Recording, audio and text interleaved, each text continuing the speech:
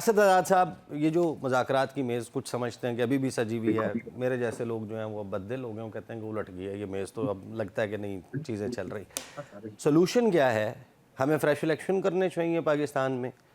तहरीक इंसाफ कहती है कि फॉर्म 45 का नतीजा दे दें, हमें एक फेयर मामला जो सबके लिए एक्सेप्टेबल हो खोल लें, वो उसकी तहकीक कर लें, बजाय इसके कि ट्रिब्यूनल्स को रोक दें या किसी की डिग्री जाली निकल आए, ये मामला हो जाए, या फिर कोई कौमी क्या एग्जैक्टली वे आउट क्या हो सकता है? देखिए, अजहर सदीक साहब भी जैसे कह रहे थे कि चार्टर ऑफ डेमोक्रेसी होनी चाहिए, चार्टर ऑफ पाकिस्तान होना चाहिए। इस मुल्क की बदकिस्मती ये रही है कि चार्टर ऑफ डेमोक्रेसी या चार्टर ऑफ पाकिस्तान से बात शुरू होती है और चार्टर तैयारे पे ख़त्म हो जाती है। सबसे बुनियादी जो चीज़ मैं आपको ये बता रहा हूँ, हमारे मुल्क की ये तारीख़ है। अब सवाल ये पैदा होता है कि इस वक्त हुकूमत जो है वो चाहती कि हम 5 साल पूरे करें, बल्कि अगले 5 साल भी लगाए।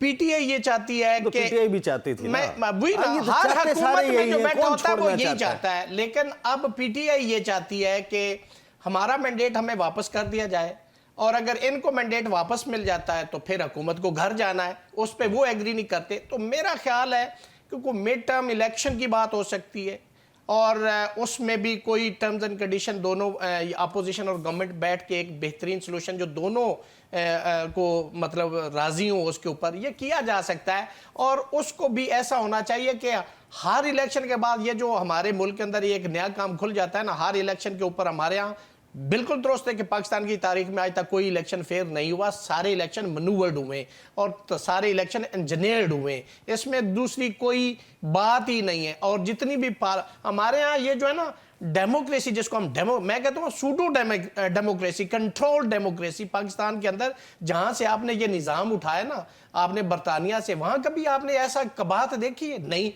You can not refer a single example. Pakistan ही में क्यों ऐसा होता है? इसलिए कि एक तो हमारे यहाँ पॉलिटिकल पार्टीज बदलने का एक कल्चर, एक दूसरा ये है कि हमारे यहाँ एक बंदा हुकूमत में आता है तो दूसरा गेट नंबर 4 के बाहर बैठा होता है, मैं आपको बेहतर सर्व कर सकता हूं, इनको घर भेजो, हमें ले आओ।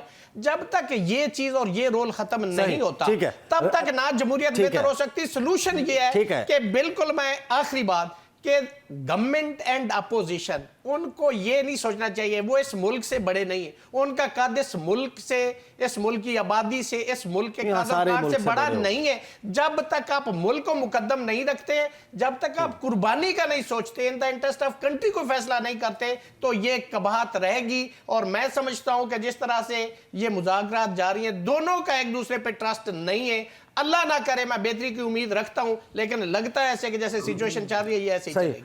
रियासत आज़ाद साहब, 25 करोड़ का मुल्क, आपकी जितनी बड़ी आबादी है, ये चंद सियासतदानों की लड़ाई है, ये तो सबको मालूम है, और वहाँ पर भी अनाओं की लड़ाई है। बुनियादी तौर पर मैं ज़ाती तौर पर ये समझता हूँ कि यहाँ पर अनाएँ जो हैं वो आड़े आई हुई हैं, और ये सारा मामला भाई आपका पूरा मुल्क फिक्सेटेड हो गया है। 9 मई 26 नवंबर ये तमाम मामलात, तो उसका हल जुडिशल कमीशन से ही निकलेगा ना, हुकूमत की मर्जी का हो या किसी का। ये क्या जेन्युइन मुतालबा नहीं है? वो ये थोड़ी कह रहे हैं मुतालबा करके कि ये हमारे हक में कह दो, या ये कह दो कि ये हुकूमत ने करवाया था। अगर जुडिशल कमीशन उसको दुरुस्त तरीके से इंक्वायर करके इस मामले को सेटल करता है वंस एंड फॉर ऑल, ये मैं ज़ाती तो मैं बड़े क्लियरली कह रहा हूँ, जुर्म तो सरजद हुआ, जुर्म तो हमने देखा कि जो जलाओ घिराव है वो तो हुआ, लेकिन अब उसका हल क्या निकालना है? इस मुल्क ने आगे भी बढ़ना है या बस ये फंस जाना है इन दो वाक़यात में? देखिए, ईसा नहीं कहना, वो मेरे से निकलने लगा था, लेकिन मैंने ईसा नकवी ये आप फाइज ईसा की तरफ मत जाए। वो तो मैं भी वो किचन में गर्मी ज्यादा थी, पहले भी कहता रहा हूं कि वो जस्टिस मुनीर के वारिस साफत में मैं उनकी हद तक ये जुमला कहता रहा हूं, लेकिन this is a slip of tongue जो आप करने लगे। वी वर यूज्ड टू से, तो दैट्स व्हाई मेरे से ये स्लिप ऑफ टंग हुआ। ईसा नकवी, किचन में गर्मी ज्यादा थी, किचन में गर्मी ज्यादा थी, रिटायरमेंट के चंद घंटे बाद वो मुल्क से जा चुके।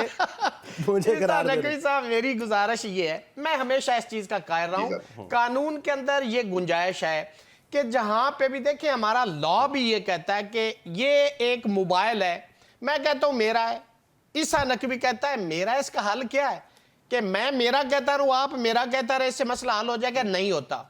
इसको हम कहते हैं कि इसके ऊपर एक इशू फ्रेम कर दिया जाता है कि जी आप अपना अपना क्लेम दाखिल करें, जो कहेगा वो साबित करेगा, ये हमारा कानून शहादत और हमारा एक जनरल लॉ कहता है। अब देखिए, ये जो 9 मई ठीक है और 26 नवंबर की बात होती है, इसका कोई और सियासी हल नहीं है। मैं बड़ा कैटेगरिकली कह रहा हूं, इसका सॉल्यूशन जो है वो जुडिशल कमीशन है।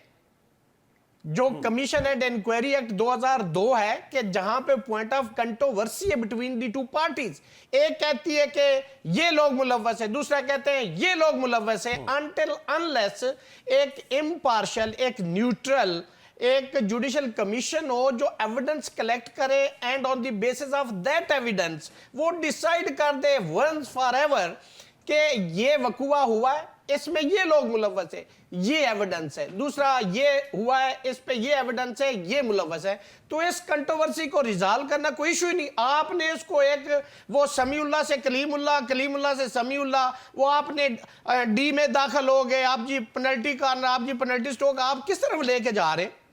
एक ये इशू है और ये हिजान पूरा जो मुल्क है वो इसका शिकार है। 24 करोड़ आबादी इसमें फंसी, इस डायलमा की सिचुएशन में। आप सिंपल, वेरी सिंपल, आप ले आए और निकाल दें, जो गिल्टी होगा उसको सजा मिलेगी, जो इनोसेंट होगा ये हमेशा के लिए वॉश आउट हो जाएगा, नंबर 1। दूसरी बात यह है कि ये क्यों नहीं मुज़ाकरात आगे चल रहे, इसलिए कि सियासतदानों के अंदर एक दूसरे को, ये चूंकि घर के बेदी हैं तो इनको पता है कि हमने ये किया तो फ्यूचर में ये होगा, ये किया तो फ्यूचर में ये होगा। इसका एक हल है बड़ा सादा सा, वो ये है कि मुज़ाकरात बगैर रिटर्न के भी हो सकते हैं। आप अपनी अपनी गुजारिशात करें और जिस कंक्लूजन में आप पहुंचे उसका एक आप दोनों पार्टी साइन करके एक अलामिया जो है वो जारी कर दें। क्या प्रॉब्लम है? आप पूरे मुल्क को लगाया हुआ, फिर वही समीउल्लाह वाली बात है कि जी वो कहते हैं लिख के दो, वो कहते हैं जी लिख के नहीं देते, वो कहते हैं यूं करें। इस कंट्रोवर्सी का भी हल सिंपल है कि आप बैठे, सियासतदान है, मुल्क के मसाइल आपने हल करने,